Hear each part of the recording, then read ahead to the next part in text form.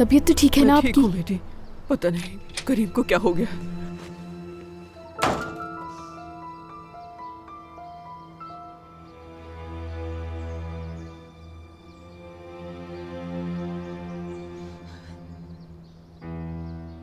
तुम्हारी बारी भी आएगी सबा।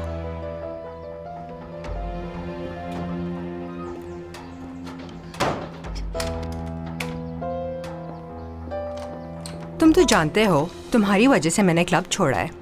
वहाँ के मालिक का मुझ पर कर्जा है, और अगर वो कर्जा मैंने नहीं लौटाया तो फिर मैं बहुत मुश्किल में आ जाऊंगी। तुम समझ रहे हो ना?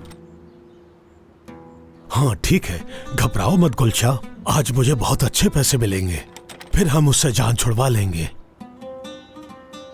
जान हो तुम मेरी, मुझे यकीन था मेरी परेशानी तुम जरूर समझोगे।